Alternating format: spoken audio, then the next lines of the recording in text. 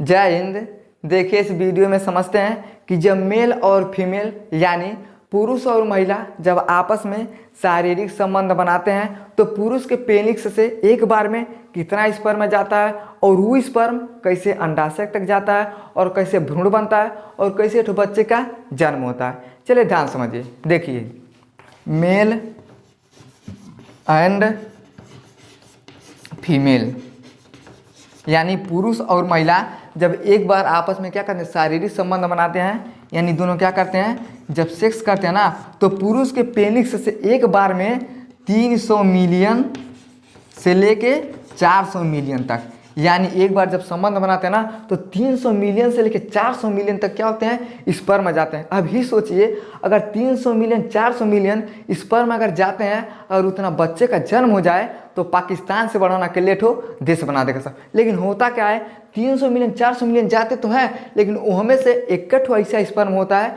जो लास्ट तक जा पाता है। जैसे समझिए, देखिए है सबका है स्पर्म है, लेकिन देखिए इहू में से ना सबसे आगे एक ठौरा होता है। देखिए सबसे आगे, जैसे देखिएगा आर्मी का रेस होता है ना, 500 लोगों को 600 लोगों को एक के बार छोड़ दिया जाता है, उनमें से एक ठौरा ऐसा होता है जो उस रेस में सबसे आगे होता है। उसी तरह से हम लोगों के जीवन में होता है। देखिए है सब स्पर्म है और ये में से ठो सबसे आगे है, ये भागते जाता है, सब उसको क्या करते हैं, दौड़ाते रहते हैं, भागते रहता है, दौड़ाते रहते हैं, और ये भागते भागते कहाँ जाता है, अंडाशय के बाद। ध्यान समझिए, देखिए सबसे आगे रहता है और है सब क्या होते हैं, इसके पीछे रहते हैं। तो कुछ स्पर्म यहीं जो मर जाता है सब, कुछ स्पर्म यहाँ मर जाता है सब, लेकिन जो बचता है ना, ये देखता है सब, अरे बाप रे बाप बहुत बड़ी तेजी से भाग रहा है।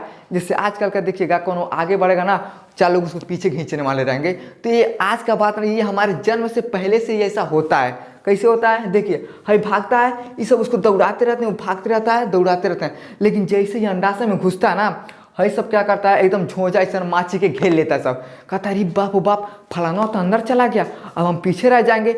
सब इंतजार करते हैं, अच्छा रुका चाचा, बहरे निकला, अब हम तुमको बताएंगे। ये सब क्या करते हैं, इसको घेर लेते हैं, लेकिन ये बेचारा क्या करता है, अंडाशय में जाके घुस जाता है, और जैसे अंडाशय से बाहर निकलता है ना तो एक भ्रूण का रूप लेता है। किसका रूप लेता है, एक भ्रूण का रूप लेता है। और जैसे भ्रूण का रूप लेके बाहर निकलता है ना, ये सब उसको क्या करते हैं, मारने के लिए दौड़ाने लगते हैं। ये क्या करता है, भागता रहता है, ये सब दौड़ाते रहते हैं, भागते भागते जाता है कहाँ, बच्चेदानी के पास। लेकिन जैसे बच्चेदानी के पास जाता है ना, बच्चेदानी ताकता है, अरे फलाना आ रहा है आ रहा है, ये क्या करता है, बच्चेदानी तुरंत उठ जाता है, और जैसे उठता है ना, है भ्रूण क्या होता है, ये अंदर चला जाता है। और है जो घेरले रहता है सब, ये सब इसके दौड़ते दौड़ते जाते हैं, लेकिन जैसे बच्चेदानी का दरवाजा बंद हो जाता है तो भैया दरवाजा बंद, तो यहाँ पे क्या होते हैं, सब रुक जाते हैं। जैसे मान लीजिए आपका घर है, हम केवाड़ी बंद कर रहे हैं, अब दौड़ते आइएगा, हड़ाक से बंद करेंगे तो मुँह का फूट जाएगा। उसी तरह से जैसे बच्चेदानी बंद होता है ना, भ्रूण तो अंदर चला जाता है, लेकिन है जो स्पर्म सब होता है, ये सब आके यहीं रुक जाता है,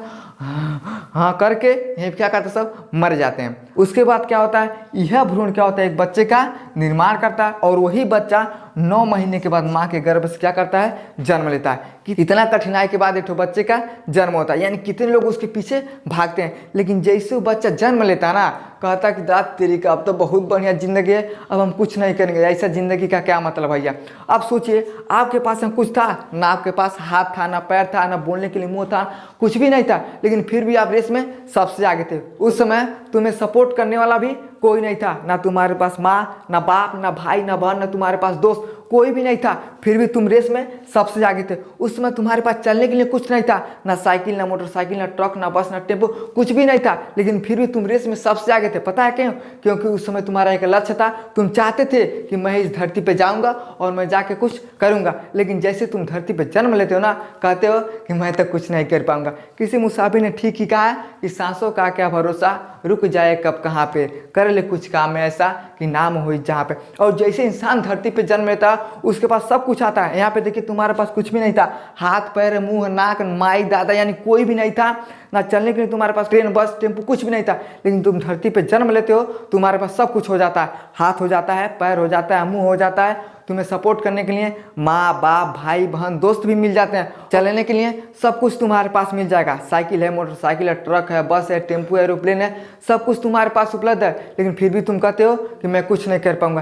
काहे नहीं भैया कर पाओगे, जब तुम्हारे पास कुछ भी नहीं था फिर तुम रेस में सबसे आगे थे। पता है क्यों? क्योंकि तुम इस धरती पे आना चाहते थे और आके कुछ करना चाहते थे, लेकिन जैसे तुम आ जाते हो कहते हो कि हमारे बस का कुछ नहीं है। अगर आप यहाँ पे अगर पीछे हट जाते, कोनो दूसरा स्पर्म में जाता और यहाँ पे जाता अंडाशय में, उसके बाद भ्रूण बनता, एक बच्चे का निर्माण करता, हो सकता है कि तुमसे बेहतर आगे कुछ धरती पे करता। लेकिन तुम आते हो तो कहते हैं तेरी क्या, अब तो बहुत बढ़िया काम किए, आ गए, अब हमको कुछ करना नहीं है। लेकिन सब कुछ तुम भूल गए। एक बार फिर उठो और अपने लक्ष्य को साधो, क्योंकि लक्ष्य के बिना कुछ भी आपको हासिल नहीं होने वाला। जब तुम्हारे पास कुछ नहीं था, तुम रेस में सबसे आगे थे, लेकिन आज तो तुम्हारे पास सब कुछ है, सब कुछ है। तुम्हारे पास सपोर्ट करने के लिए माँ बाप हैं, चलने की तुम्हारे पास मोटर गाड़ी है, तुम्हारे पास हाथ है, पैर है, दिमाग है, फिर भी तुम कुछ नहीं कर सकते। काहे नहीं करते हो? क्योंकि तुम अपने लक्ष्य को भूल चुके हो। एक बार अपने लक्ष्य को साधो और फिर अपने जीवन में आगे बढ़ो। आई होप आपको समझ में आया होगा कि एक बच्चे का निर्माण कैसे होता है और हमें अपने जीवन में क्या करना चाहिए। समझ में आ गया तो वीडियो को लाइक शेयर सब्सक्राइब जरूर करें। जय हिंद।